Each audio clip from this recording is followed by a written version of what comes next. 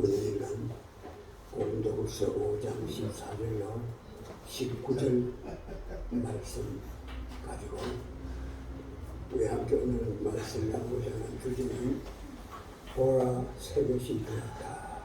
보라 새 것이 되었도다. 2022년 새해를 맞이했는데 벌써 15일이 지났습니다. 뭐든 달라지고 새롭게 된 거 있습니까?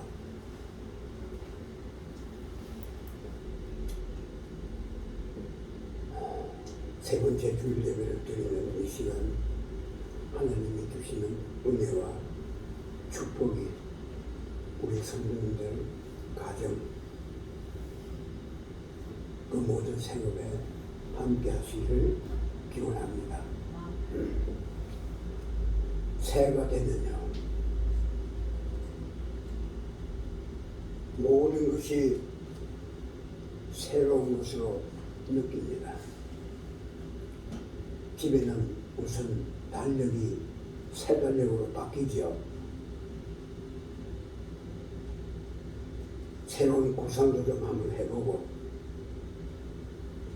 계획도 좀 새로 세워보고 교회들도 새로운 목표를 가지고 기관도 새로 편성하면서 새롭게 출발하는 것이 새해를 맞이하면 이루어지는 연례 행사입니다.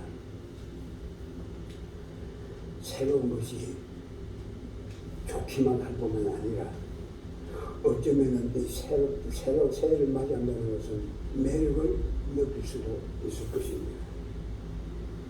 그렇기 때문에 그런지 너무나 다 새 거 좋아합니다. 저도 참 새 거 좋아합니다. 새 옷, 새 신발, 새 전자제품, 심지어 지식도 새 지식이 좋아요. 이런 이야기 있죠.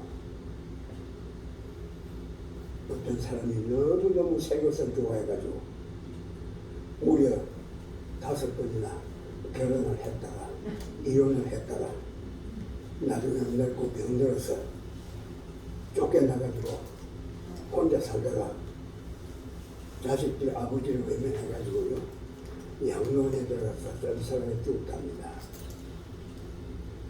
새 것이 그러면 좋은 건 아니지요. 해가 바뀌어지고 새해가 되면요, 누구나 다 새로운 결심과 결단을 합니다. 믿는 자나 믿지 않는 불신자나 그런 결단과 그런 각오를 하는데 100%가 다 작심삼일이에요. 다 작심삼일이에요. 여러분들 어떻습니까? 지금 보름 지났는데 지난날의 연장선상 아닙니까? 지금 삶이 보름 지난다고 뭐 새로운 각오를 가지고 달라진 거 있습니까? 불신자는 그렇다 하더라도 하나님의 자녀로 부름받은 성도된 우리가 왜 해가 바뀌면서 결단하고 각오를 가지는데 옛 생활을 청산하지 못합니까?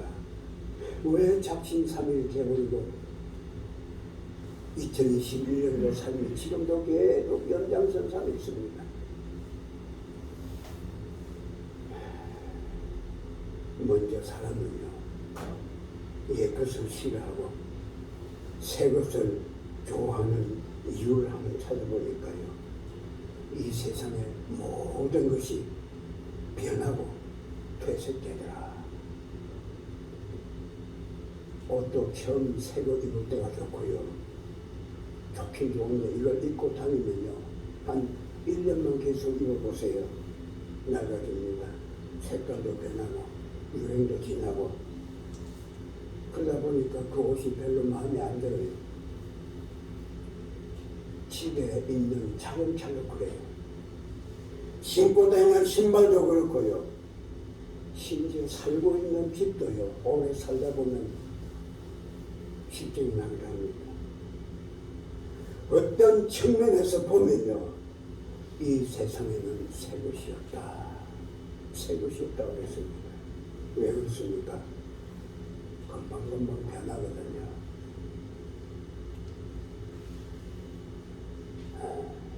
설교를 잘 들으시고 성경 말씀을 오늘 자주 성경을 찾아야 할 텐데 찾아서 같이 설교와 더불어서 연결해서 읽으면 더 좋은데 그렇게 시간이 안 되니까 메모를 해서 설교를 기억했다 집에 가서 성경 구절을 찾아서 연결시켜서 읽어보면 굉장히 도움이 됩니다. 지혜의 사람 솔로몬이요. 전도서 1장 9절로 10절에 보면요. 이렇게 말했습니다. 이미 있던 것이 후에 다시 있겠고 이미 한 일을 후에 다시 할지라. 해 아래는 새 것이 없나니 무엇을 가리켜 이르기를 보라 이것이 새 것이라 할 것이 있으랴.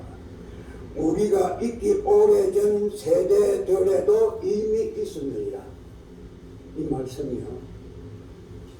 지금 우리가 새 것이라고 생각하고 있는 것들이 다 과거에 더 과거 세대도 다 그런 걸 느끼고 있었던 것들의 이야기입니다.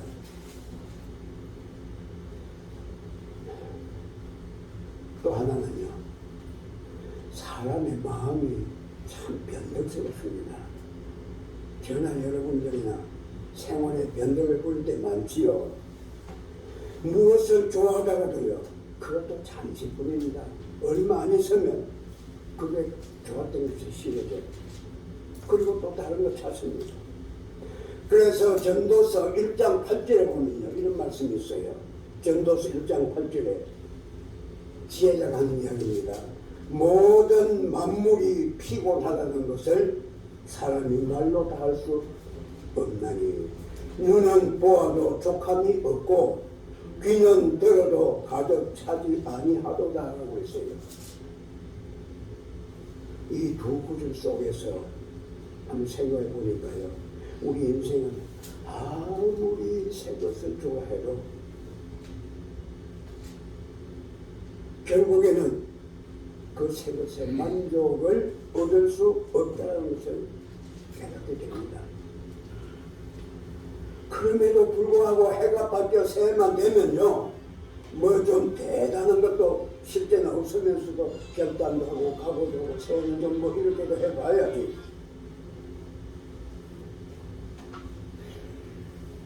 새로운 것이 있기를 바라기도 합니다. 또 새로운 축복을 기대하기도 합니다. 그래서 신년 축복성회도 하지요. 그 축복성회 해봐도요. 축복성회 하기 전에 연장선상에 그냥 있어요. 그런 의미에서 오늘 본문 고린도 후서 5장 14절로 19절에 있는 본문의 말씀이 바로 오늘은 우리 성도의 중요한 해답을 준다는 사실을 분명히 기억해야 됩니다. 아멘. 무엇보다 먼저 깨달아야 할 것입니다. 이 세상의 모든 것은 다 변합니다. 아무리 해가 바뀌어 새해가 왔다 할지라도 내가 변해야지. 내 삶이 달라져야지. 그렇게 되지 않으면요. 아무것도 기대할 수 없습니다. 아무리 새가 수백 번, 수천 번 바뀌어도요. 내가 안 바뀌면요. 아무 소용이 없어요. 사람이 달라진 게 없는데 새 옷 입으면 뭐합니까? 새 신발 신으면 뭐합니까? 새 차 바꿔 타면 어때요? 새로 부위를 얻어가지고 함께 산들 그게 무슨 의미가 있겠는가? 무언 해를 보내고 이제 2022년도 새해라고 해서 내가 안 바뀌는데 무엇이 달라질 것 같습니까? 사랑하는 성도 여러분들, 중요한 것은요, 내가 변하는 것입니다. 저와 여러분이 변해야 됩니다. 내가 변하지 않으면요, 금년 2022년 한 해도 새해가 될 수가 없어요. 내가 달라지지 않는 한 22년 한 해도 역시 예년처럼 묵은 해가 될 수밖에 없다. 그러나 내가 변하여 새 사람이 되고 새 마음을 가지고 새로운 결단과 각오를 가질 때 하늘도 옛 하늘이 아니고요, 만물도 옛날 만물이 아니고, 우리가 날마다 보는 태양도요 좀 새롭게 보입니다. 내가 달라지는 거래요. 그러니까 무엇보다 중요한 게 뭡니까? 새 삶이 되는 것입니다. 새 삶. 사람이 새로워지는 것. 에베소서 5장 8절에 보면요, 에베소서 5장 8절에 이런 말씀이 있습니다. 너희가 전에는 어두움이더니 후에는 우리 모두가 다 빛의 자녀라. 우리 보고 빛의 자녀로 부릅니다. 사도 바울이 에베소서에서. 우리가 과거 하나님을 믿기 이전에는요 어둠의 자녀였는데, 하나님의 자녀가 된 이후 지금은요 우리를 가르쳐서 모두 빛의 자녀라. 그리고 빛의 자녀가 되었음을 보여주는 증거가 10절에 나옵니다. 에베소서 5장 9절에 나옵니다. 착함과 의로움과 진실함의 열매를 맺어야 빛의 자녀라, 그 말입니다. 마음이 악했던 사람이요, 마음이 착해지고 마음이 삐뚤어졌던 사람이 그 마음이 달라지고, 정직하지 못했던 사람이 진실하게 되고 의로워지기도 하고, 그것이 바로 하나님의 자녀가 된 증거라는 것을 지금 성경이 가르쳐주고 있습니다. 우리 사람에 있어서 가장 중요한 것은요 마음입니다. 우리 속에 있는 마음.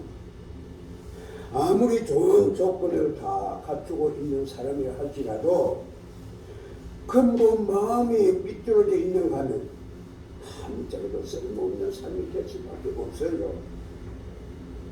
또 좋은 조건을 가지고 있는 사람이라 할지라도 마음이 삐뚤어진 사람은요, 고약한 사람의 성품을 가진 사람과 함께 살면 행복한 사람이라고 말할 수 있는 사람 없을 것입니다. 그래서요 성경은요 결혼 상대를 찾을 때에요 가장 중요하게 봐야 하는 게 뭔지 아십니까? 당연히 믿음이지요. 당연히 믿음입니다. 믿음을 먼저 보고 그 다음에 봐야 할 것은 사람의 타고난 성품입니다. 아멘. 이 성품은요 참 쉽게 안 바뀝니다. 그래서 결혼할 때 말씀 보러 가가지고 그 집에 처녀 집에 가가지고 그 처녀를 볼 게 아니고 처녀 엄마를 보면요 엄마는 자기가 시집갈 게 아니기 때문에 별로 행동에 구애를 안 받습니다. 그럼 부인이 자기가 맞이하는 처녀 볼 게 아니고 엄마만 쳐다보고 있으면 그 딸의 모든 것도 다 짐작할 수 있다는 이야기입니다. 성품이 그렇게 중요한 거예요. 사랑하는 성도 여러분들, 새해에는 새 마음 가시기를 바랍니다. 마음이 삐뚤어졌으면요 신앙도 삐뚤어져요. 쉽게 삐뚤어진 일로 갈 수밖에 없습니다. 하나님의 자녀가 된 성도가 옛 생활을 청산하지 못하고 해가 바뀐 대로 잡신삼일이 되어 계속 삐뚤어진 길로 가는 신앙생활을 하게 되는 것은 교회를 다니며 신앙생활해도 우리의 속사람이 곧 우리의 성품이 새로 지음을 받지 못했기 때문입니다. 가장 중요한 것은 바로 우리의 속사람, 우리의 영혼, 우리의 속사람, 내 성품이 새로지는 것입니다. 고린도후서 4장 16절에 이런 말씀이 있습니다. 고린도후서 4장 16절에 그 사람은 낡아지나 우리의 속사람은 날로 새로워. 사람에는 두 가지 면이 있는데요. 하나는 그 사람이고 다른 하나는 속사람입니다. 그 사람은요 바로 우리 눈에 보이는 이 사람의 형체, 속사람은 안 보여요. 안 보여요. 그 사람은 해가 바뀌어지면요, 새가 되로, 새가 되는 것이 아니고 더 넓고 주름 많아지고 더 부패해집니다.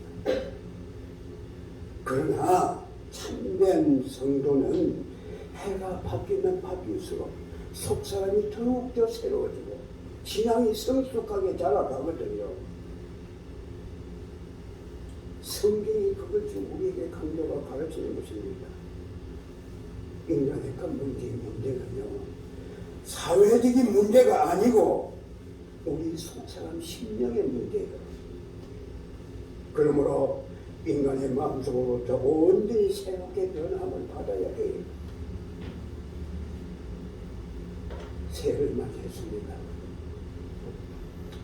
성도분들 새 사람이 되시고 새로운 축복 속에 살아가는 삶이 되시기를 바랍니다. 아멘. 그러기 위해서는요, 먼저 생각해 있습니다. 첫째, 예수 그리스도의 사랑을 바로 깨달아야 됩니다. 예수 그리스도의 사랑을 깨달아야 돼요. 그리스도의 사랑에 대해서 깨달음을 갖게 되면요, 신앙생활이 얼마나 중요한지 몰라요. 오늘 본문 고린도후서 4장 14절에 보니까 그리스도의 사랑이 우리를 강권한다고 그랬습니다. 그리스도의 사랑이 우리를 강권한다. 우리가 생각한데 한 사람이 모든 사람을 대신하여 죽었은즉 모든 사람이 죽을 것이라. 바울 사도가요, 그리스도의 사랑을 깨달은 사람인데, 그런 바울이 그리스도의 사랑을 깨닫게 되면 깨닫게 될수록 그리스도의 사랑이 얼마나 크고 강한지, 그 그리스도의 사랑에 사도 바울이 노예가 되어서 그 사랑에 이끌려 살았던 사람이 바울 사도입니다. 보세요. 효도하는 자녀와 불효하는 자녀를 우리는 여러 가지로 구분할 수 있지요.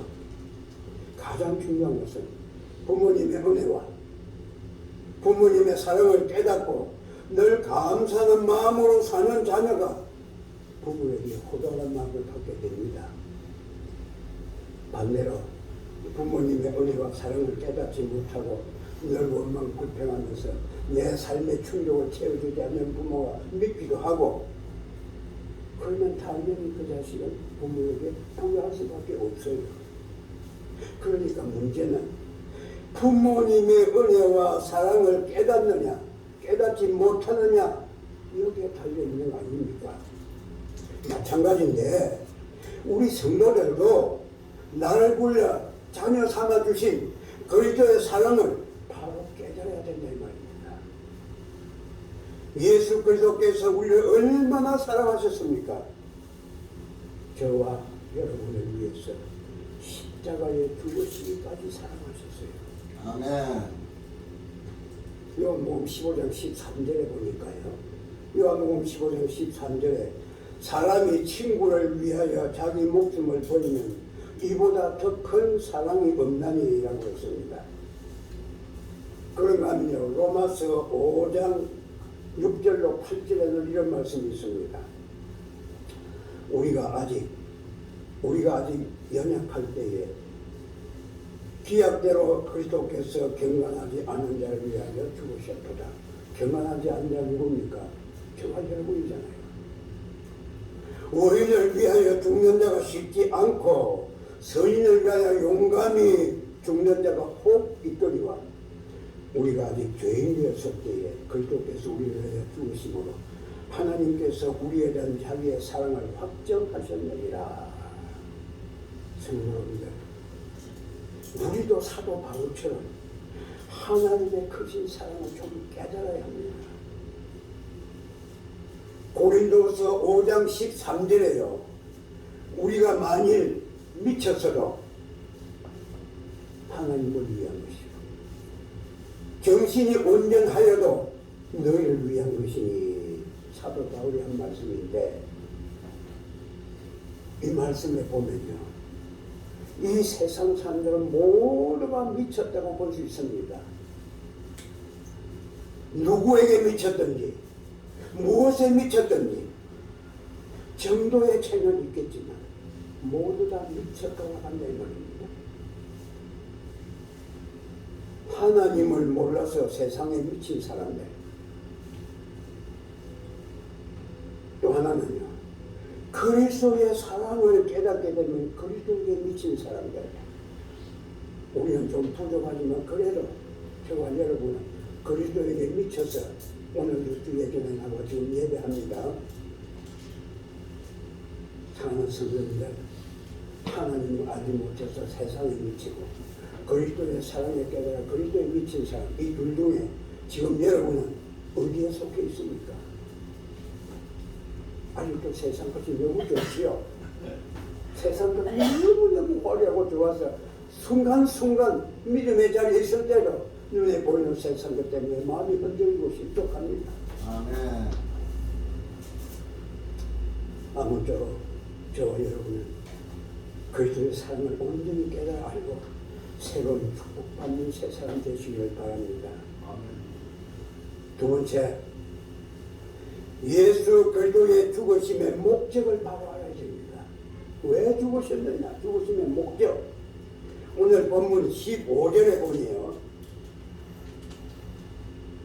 그가 모든 사람을 대신하여 죽으심은 살아있는 자들로 하여금 다시는 그들 자신을 위하여 우리를 위해서 내가 모든 그들 자신을 위하여 살지 않고 오직 그들을 대신하여 죽었다가 다시 살아나신 이를 위하여 살게 하려 하시라고 했습니다. 이제 예수님의 자녀가 되었으면은 나를 위해서 살지 말고 나를 위해서 죽으신 예수 그리스도를 따라 살아가는 말. 그래서 예수님께서 우리를 죄에서 구속하려고 십자가에 못 박혀 죽으셨고 우리의 모든 죄를 대속함을 받았는데, 그런데 갈라디아 3장 13절에 보니까요, 그리스도께서 우리를 위하여 저주를 받은 바 되사 율법의 저주에서 우리를 성량하셨으니 기록된 바 나무에 달린 자마다 저주를 받았다고 했습니다. 저주를 당한 예수님께서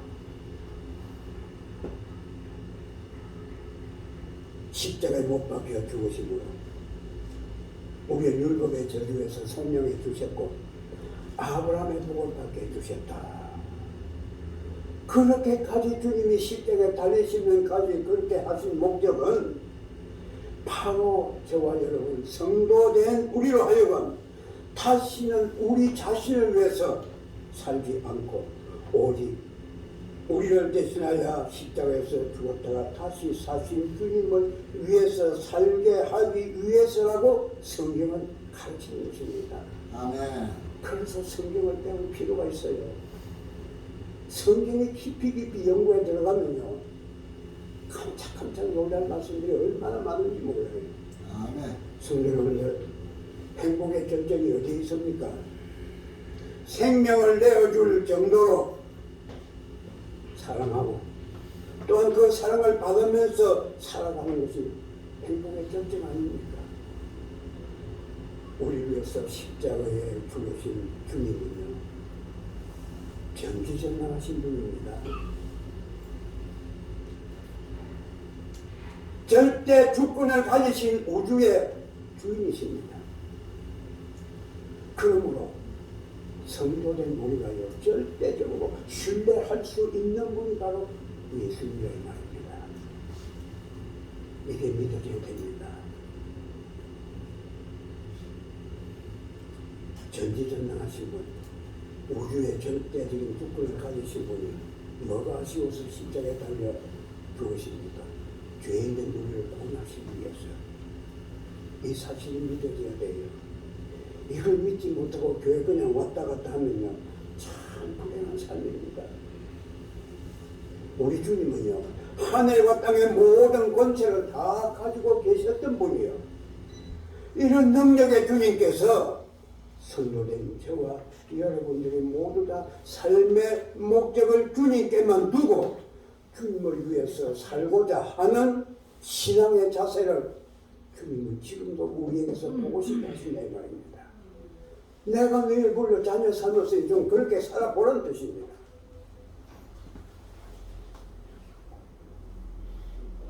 주님께서 성도에게 요구하신 것은 새롭게 변화되어 주님을 따르는 우리 성도의 마음가짐, 이걸 보시고자 합니다.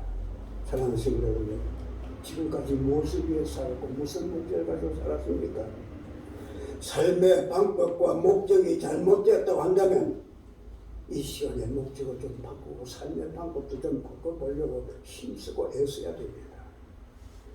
주님께서 나를 구원하시기 위해서 십자가에 죽으셨던 것처럼 나도 우리 성도 모두 주님을 위해서 좀 살아보고 그런 목적을 가지고 살아갈 때 주님은 우리에게 축복 주시고 새롭게 살아가는 새 마음 새롭게 만들어 주실 줄 믿습니다.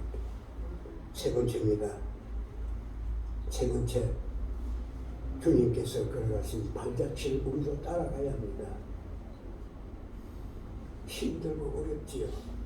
구원의 길이 그렇게 쉬우면요 천국 못 갈 사람 없게요.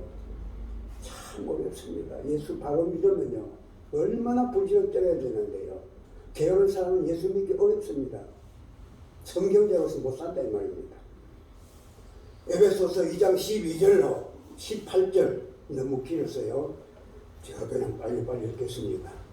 그때 너희는 그리스도 밖에 있었고 이스라엘 나라 밖의 사람이라. 이스라엘 나라 밖에서 우리 이스라엘 백성 아니잖아요. 우리는 향한 말씀입니다. 약속의 언약들에 대해는 외인이고 우리는 아브라함의 후손이 아니니까 구원의 약속 대상이 아닙니다. 세상에서 소망이 없고 하나님도 없는 자이더니 이제는 전에 멀리 있던 너희가 그리스도 예수 안에서 그리스도의 피로 가까워졌느니라. 그는 우리의 화평의 신자라. 둘로 하나를 만드사, 둘로 하나를 만들었다는 것은 십자가를 통해서 하나님과 하나 되게 하는 이야기입니다. 원소된 것 곧 중간에 막힌 담을 자기 육체로 보시고 법조문으로 된 계명의 율법을 폐하셨으니 이 둘로 자기 안에서 한 세 사람을 지어 화평하게 하시고 또 십자가로 이 둘을 한 몸으로 하나님과 화목하게 하려 하십니다. 원수된 것을 십자가로 소멸하시고 또 오셔서 먼데 있는 너희에게 평안을 전하고 가까운 데 있는 너희에게 평안을 전하십니다. 이는 그로 말미암아 우리들 중에 한 성령 안에서 아버지께 나아감을 얻게 하려 하십니다. 그리스도께서 우리를 위하여 죽으심으로 죄로 인해서 죽었던 우리 하나님의 사람, 사람과 사람 사이에 놓인 담을 허셨던 분이 죄인된 우리가 예수 그리스도로 말미암아 하나님과 화목하게 되므로 사망에서 생명을 옮기니 엄청난 자리에 들어왔는데 골로새서 1장 19절로 22절에 있는 말씀에 보면요 하나님께서 예수 그리스도의 십자가의 피로 우리를 화목하게 하시고 거룩하게 하게 하셨다 그랬습니다. 그러므로 오늘 읽은 본문 고린도후서 5장 17절로 19절에 보면요 그리스도 안에서 새로운 피조물 된 우리에게 하나님께서 우리 성도를 하나님과 화목하게 하실 뿐만 아니라 우리 성도들에게 화목하게 하는 직책을 주셨다고 했습니다. 우리를 가르쳐서 화목해야 하는 직책, 싸움 있는 사람한테 내가 가면은 그냥 금방 웃음이 터지는 이런 페이스메이커가 되는 역할을 우리에게 주셨다 이 말입니다. 여기서 그리스도 안이라는 말은 헬라 말로 엔 크리스토라는 말인데 이 엔 크리스토라는 말이 신약 성경에요 바울 서신에만도 164번이나 나오는 단어입니다. 엔 크리스토, 예수 그리스도 안이라는 뜻입니다. 그리스도와 신비한 연합체를 이루어 있는 그런 상태. 이것은 내가 그리스도에 소속되고 내가 그리스도의 소유가 되어 그리스도를 따라간다는 의미가 있습니다. 그렇다면 그리스도 안에 있는 그리스도인에게 어떤 일이 생길까요? 본문에 보니까 새로운 피조물이 된다고 그러네요. 새로운 피조물. 옛것이 아니고 새것이 된다 이 말입니다. 해가 바뀌기 때문에 새것이 된 게 아니고 내가 새 사람 되고 내가 그리스도를 따라가면 새것이 된다는 이야기입니다. 이 새로운 피조물이 되었다는 것은요, 새로운 가치관을 가지고 새로운 삶을 살아가는 것인데, 어쩌면요 우리가 잘 아는 예수님 변화산에 세 제자 데리고 올라가셨을 때 예수님의 모습이 변형된 거 아시죠? 그런 변화가 아닙니다. 잘 들으세요. 예를 들면요, 모세가 애굽에서 이스라엘 백성을 이끌고 나가기 전에 사람 죽이고 도망가가지고 이스라엘 집에서 양을 쳤습니다. 몇 년간 쳤습니까? 40년. 40년 쳤어요. 목동 생활했단 말입니다. 그러니까 모세가 목동 생활하면서 이 호렙산을요 수천 번도 다닌 길입니다. 1년이 365일인데요 200일만 돼서 200번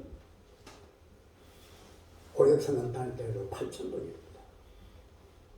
그런데 200번만 다녔겠습니까? 양 끌고 양먹이 찾아다니는데, 그렇게 다녔던 모세가 어느 날 모세가 하나님을 뵙습니다. 그리고 그 자리에서 소명을 받았습니다. 소명받은 그 땅에서 모세는 뭘 보셔야 했습니까? 신을 보셔야 했습니다. 신을. 그러니까 무슨 이야기냐? 그렇게 수천 번 탔던 그 호렙산이 이미 그 땅은 과거에 모세가 목동 생활할 때 다녔던 그 땅이 아니라 이 말입니다. 잘 들으세요. 그 땅은 거룩한 땅이 됐고 소명의 땅인데, 그러면 모세가 소명받았을 때 모세가 있던 그 땅이 달라졌습니까? 안 달라졌어요. 그 땅 그대로입니다. 옛날 소명받기 이전에 호렙산 수천 번 다녔던 그 땅 그대로, 형질이 변하는 것도 없고 그냥 그대로요. 아멘. 그런데도 거룩한 땅이 되고 모세가 신던 신을 벗어야 할 정도로 구별된 땅이었다 이 말입니다. 새로운 피조물이 되었다는 것은요 전혀 다른 존재성을 가졌다는 그런 말이 아닙니다. 그리스도와 함께 됨으로 세상 모든 것이 다르게 보이고 거룩해지고 그리스도에 의해서 내 가치관과 세계관이 달라집니다. 그래서 예수님께서 말씀하신 것 중에 거듭난다는 말씀이 있죠. 중생한다. 이 중생 거듭난다는 말을 가지고 연결시켜서 이해하시기 바랍니다. 아멘. 예수님께서 그만큼 하나님과 우리 안에 인간 사이에 또는 우리 인간과 인간 사이에 화목이 이루어지기를 원하신다 이 말입니다. 그러므로 로마서 12장 17절 21절 보니까 아무에게도 악을 악으로 갚지 말고 또한 모든 사람에게서 선한 일을 도모하라. 할 수 있거든 너희로서나 모든 사람과 더불어 화목하라. 내 사랑하는 자들아, 너희가 친히 원수를 갚지 말고 하나님의 진노하심에 맡기라. 기록되었으되 원수 갚는 것이 내게 있으니 내가 갚으리라. 주님이 하신 말씀이에요. 내 원수가 줄이거든 먹이고 목마르거든 마시게 하라. 그렇게 함으로 숯불 그 머리에 쌓아놓으리라. 악에게 지지 말고 선으로 악을 해라. 이렇게 말씀을 전하는 자 자신도 잠깐 말씀대로 살지 못하고 자신을 살펴볼 때 참 부끄럽고 그렇기도 합니다만, 근데 그 이유가 뭐겠습니까? 아직도 속사람이 덜 됐어요. 아직도 속사람이 덜 돼가지고 온전히 새롭게 변화받지 못했기 때문이에요. 예수님의 제자들이 3년 동안 예수님 따라다녔습니다. 많은 은혜도 받았고 많은 변화도 체험했습니다. 우리가 신앙생활하면서 예배하면서 말씀 들을 때 은혜 받는 것처럼 예수님의 제자들도 그랬어요. 그런데 막상 예수님께서 십자가를 지실 때에 모두 다 도망갔고요. 베드로는 예수님을 세 번씩이나 모른다고 부인한가 하시지요. 주는 그리스도시요 살아계신 하나님의 아들이라고 고백했던 베드로가, 그래서 주님께서는 그 베드로의 고백을 들으시고 요나 시몬아 네가 복이 있도다. 이를 내게 알게 하시는 이나 혈육이 아니라 하늘에 계신 내 아버지라고 했습니다. 이렇게 칭찬 들었던 베드로가 어쩌다가 예수님을 부인까지 했을까요? 그건요, 은혜도 받고 깨달음도 많았지만 베드로가 덜 되기 때문입니다. 속사람이 덜 돼서 그래요. 새롭게 되지 못했기 때문입니다. 그래서 주님께서 이렇게 말씀하셨지요. 부활하신 예수님께서 사도행전 1장 4절에 사랑하는 제자들 하신 말씀, 아버지께서 약속하신 성령으로 세례를 받기 전까지는 예루살렘을 떠나지 말라. 아멘. 왜 그렇게 말씀했을까요?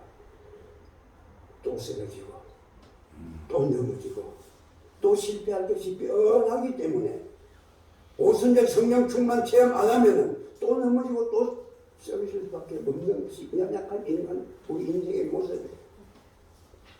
그러나 성령이 임하시면 권능을 받게 될 것인데 그때는요 예루살렘과 온 유대와 사마리아와 땅끝까지 이르러 내 증인이 될 것이라. 예수님께서 그렇게 말씀했습니다. 그래서 우리가 성령 충만 받아야 당위성이 있다는 이야기입니다. 성령 충만 받지 않으면요 우리의 신앙은 맨날 그 상황 그대로입니다. 저와 여러분 분명히 주 예수 그리스도를 믿음으로 그리스도 안에서 새로운 피조물 된 성도입니다. 그런데 왜 주님처럼 못 삽니까? 왜 신앙의 선배들처럼 우리의 신앙이 그렇게 닮아가지 못하고 있을까요? 아직도 덜 되었기 때문입니다. 세상이 되지 못해서 그래요. 그러나 이제 성령으로 충만함을 받고 권능을 가지게 되면요 진정한 그리스도의 정인으로서의 삶을 반드시 살게 될 줄로 믿습니다. 아멘. 2022년 이 새 저와 여러분 모두 다 그리스도의 사랑과 그리스도께서 나를 위해 주신 목적을 바로 깨달아 알고 성령 충만함을 받고 성령의 능력을 입어 주님의 발자취를 따라가는 자가 될 뿐만 아니라 그러므로 그야말로 하나님의 새로운 축복으로 우리 마태교회와 성도여러분의 가정이 날마다 새 것이 되는 새가 일어나시기를 주님의 이름으로 축원합니다. 아멘.